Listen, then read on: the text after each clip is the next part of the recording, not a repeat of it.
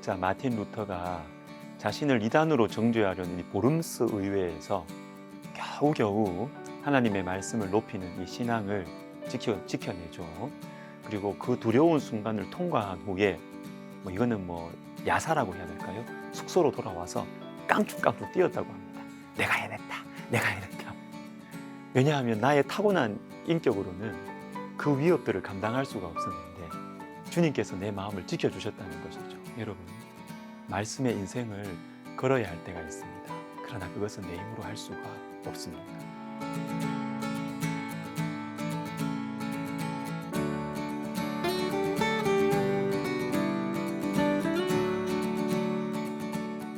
두 가지를 보겠습니다. 먼저는 말씀의 인생을 걸어야 할 때가 있다는 것이죠. 다니엘은 왕의 조서를 거역하고 예루살렘을 향하여 기도하고 결국 사자굴에 던져집니다. 근데 꼭 이렇게 기도해야 됩니까? 이 다니엘의 기도를 이해하기 위해서는 역대하 6장 28절과 29절을 보실 필요가 있습니다. 예루살렘 성전을 완성한 솔로몬에게 하나님께서 주신 기도인데요. 자기들을 사로잡아 간 적국의 땅에서 온 마음과 온 뜻으로 주께 돌아와서 주께서 그들의 조상들에게 주신 땅과 주께서 택하신 성과 내가 주의 이름을 위하여 건축한 성전 있는 쪽을 향하여 기도하거든. 주는 계신 곳 하늘에서 그들의 기도와 간구를 들으시고 그들의 일을 돌보시오며 주께 범죄한 주의 백성을 용서하옵소서. 이 말씀 때문입니다. 이 말씀. 다니엘은요, 이 말씀 때문에 자기의 생명, 인생을 던진 것이죠. 여러분, 말씀의 인생을 던져야 할 때가 우리 가운데 있습니다. 우리 주 예수님께서도 말씀의 인생을 던지셨어요.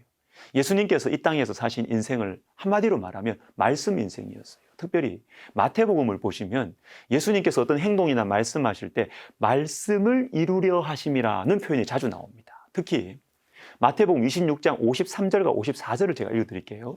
너는 내가 내 아버지께 구하여 지금 12군단 더 되는 천사를 보내시게 할 수 없는 줄로 아느냐? 내가 만일 그렇게 하면 이런 일이 있으리라 한 성경이 어떻게 이루어지겠느냐. 예수님을 잡아 십자가에 못 박으려 했던 사람들이 왔어요. 베드로가 칼로 저항했죠. 이때 주님께서 어떻게 말씀하십니까? 나는 이 사람들을 제압할 힘이 있다. 이 상황을 해결할 능력이 나에게 있다. 그러나 그것보다 나에게 더 중요한 것은 하나님의 말씀을 이루는 것이다. 예수님께서는 말씀의 인생을 던지셨습니다. 사랑하는 여러분, 말씀의 인생을 한번 던져봅시다. 그러면 하나님 책임지십니다. 내 인생을 내가 계획하고 내가 컨트롤하면 내가 책임져야 됩니다. 그러나 말씀의 인생을 던지면 하나님께서 책임지십니다. 내가 책임지는 인생 피곤합니다. 염려가 끊이지 않습니다. 평안이 없습니다. 그리고 우리 자신은 점점 더 세월이 갈수록 약해지잖아요.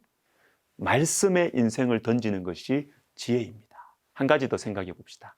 다니엘의 감사입니다. 10절 마지막을 보시면 하루 3번씩 무릎을 꿇고 기도하며 그의 하나님께 감사하였더라. 지금 감사할 상황이 아니거든요. 죽음으로 향해 가는, 사자굴로 향해 가는 길목입니다. 근데 왜 감사할까요?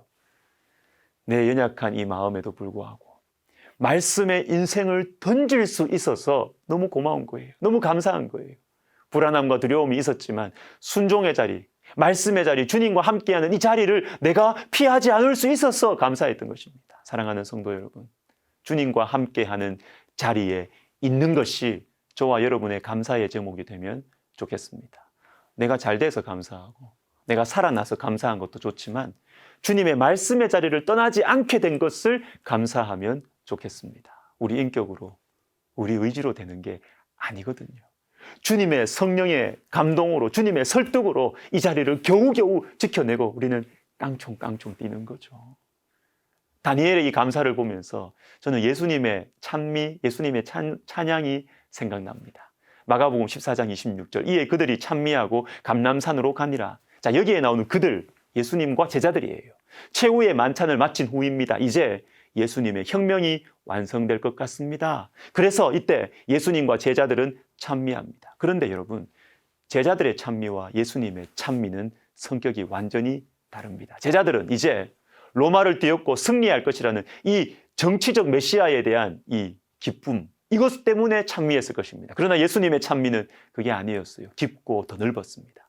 인간을 향한 하나님의 구원 계획이 성취되고 있기 때문에 찬미하는 것이죠. 사랑하는 제자들의 배신, 자기의 십자가의 고난과 죽음을 알고 계시고 사자굴 같은 시간과 공간 속으로 들어가고 있다는 것을 알고 계셨습니다. 그러나 찬미하십니다. 왜요? 하나님의 그 오랜 사랑과 구원의 계획이 조금 있으면 이루어지기 때문입니다. 제가 대학생 때 많이 불렀던 찬양 중에 오 사랑의 목자 예수라는 곡이 있습니다. 그 오랜 세월 상하신 아버지의 심장 안고 그 백성의 통곡 소리 찾아오셨네. 예수 사랑의 목자 우리를 구원하셨네. 죽음 이긴 생명을 주셨네. 자, 여러분 그 오랜 세월 상하신 아버지의 심장 안고 하나님 아버지는 우리를 사랑하시고 우리를 참으시고 기다리시면서 오랜 세월 심장이 상하셨어요. 예수님께서 바로 그 아버지의 심장을 안고 십자가로 가시는 거예요. 그분이 채찍에 맞음으로 우리는 나음을 받았고 그분이 징계를 받음으로 우리는 하나님과 화평을 누리게 되었습니다. 예수님의 찬미는 하나님의 말씀을 이루는 감사의 표현이었습니다. 말씀의 인생을 거는 사람들, 말씀의 자리를 지키다가 사자굴에 던져지는 사람들을 보면 때로는 미련하다는 생각이 들지 않습니까? 그러나 여러분 그곳이 안전합니다. 말씀의 자리, 말씀의 인생을 거는 자리는 하나님께서 함께 하시는 자리이고 하나님께서 책임지시는 자리인 것입니다. 기도하겠습니다.